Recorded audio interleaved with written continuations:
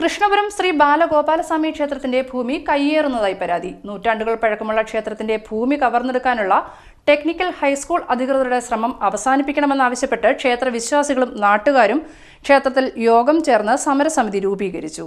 തിരുവിതാംകൂർ ദേവസ്വം ബോർഡിന്റെ അധീനതയിലുള്ള കൃഷ്ണപുരം ശ്രീ ബാലഗോപാലസ്വാമി ക്ഷേത്രത്തിന്റെ ഭൂമി കയ്യേറുന്നതായാണ് പരാതി. നൂറ്റാണ്ടുകൾ പഴക്കമുള്ള ക്ഷേത്രത്തിന്റെ കൈവശമുണ്ടായിരുന്ന ഭൂമി കവർന്നെടുക്കാനുള്ള കൃഷ്ണപുരം ടെക്നിക്കൽ ഹൈസ്കൂൾ അധികൃതരുടെ ശ്രമം അവസാനിപ്പിക്കണമെന്ന് ആവശ്യപ്പെട്ടുകൊണ്ടാണ് ക്ഷേത്രവിശ്വാസികളും നാട്ടുകാരും രംഗത്തെത്തിയിരിക്കുന്നത്. ഇവർ കഴിഞ്ഞ ദിവസം ക്ഷേത്രത്തിൽ യോഗം ചേർന്ന് സമരസമിതി രൂപീകരിച്ചിരിക്കുകയാണ്.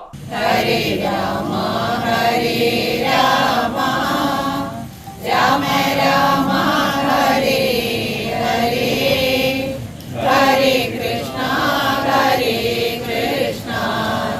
കൃഷ്ണ കൃഷ്ണ ഹരേ ഹരേ. സ്വാമി സുനിൽ സിതാറിനെ കൺവീനറായി സമരസമിതി തെരഞ്ഞെടുത്തു. യോഗത്തിൽ ശശികുമാർ, ശ്രേയസ് നമ്പൂതിരി, മധുസൂദനൻ, കൃഷ്ണകുമാർ, ഓമന അനിൽ, ഹരികുമാർ എന്നിവർ സംസാരിച്ചു. ദേവസ്വം ഭൂമി സംരക്ഷിക്കേണ്ട ഉത്തരവാദിത്വം തിരുവിതാംകൂർ ദേവസ്വം ബോർഡിനുണ്ടെന്ന് യോഗത്തിൽ പങ്കെടുത്തവർ അഭിപ്രായപ്പെട്ടു. ആ ക്ഷേത്ര ഭൂമി പൂർവ്വസ്ഥിതിയിൽ തന്നെ അതിൻ്റെ ഭാഗമാക്കി കിട്ടണമെന്നാവശ്യപ്പെട്ടുകൊണ്ടും ഈ കൊട്ടാരവുമായി ബന്ധപ്പെട്ട് അതിൻ്റെ പൈതൃകത്തെ സംരക്ഷിക്കുന്നതിൻ്റെ അതിൻ്റെ ഭാഗം തന്നെയാണ് ഈ ബാലഗോപാലസ്വാമി ക്ഷേത്രവും. അതുകൊണ്ട് തന്നെ അതിനോട് ചേർത്ത് നടത്തുന്ന ഏതൊരു നിർമ്മാണവും അതിൻ്റെ ആ പൈതൃകത്തെ സംരക്ഷിക്കുന്ന അതിൻ്റെ പ്രാധാന്യം നിലനിർത്തുന്നതിലായിരിക്കണം.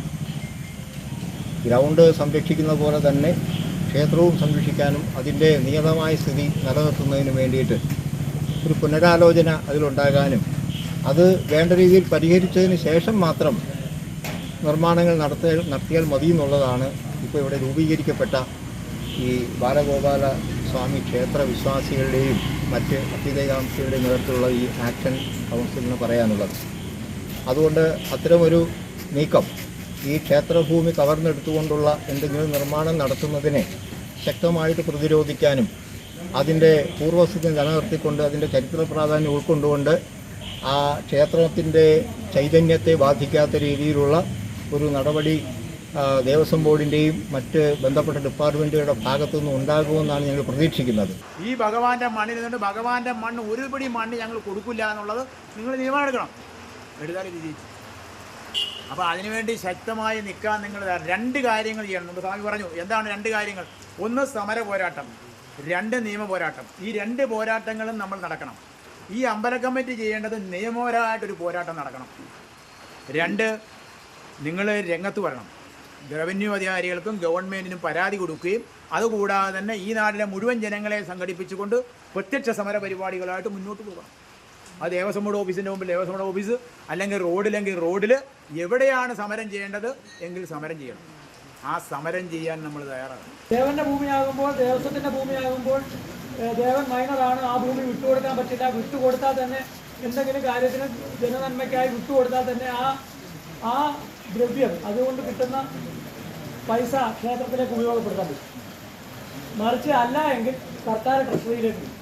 ഹൈവേ എടുത്തു പോകുന്ന സ്ഥലങ്ങളിലെല്ലാം നോക്കിയാൽ മതി.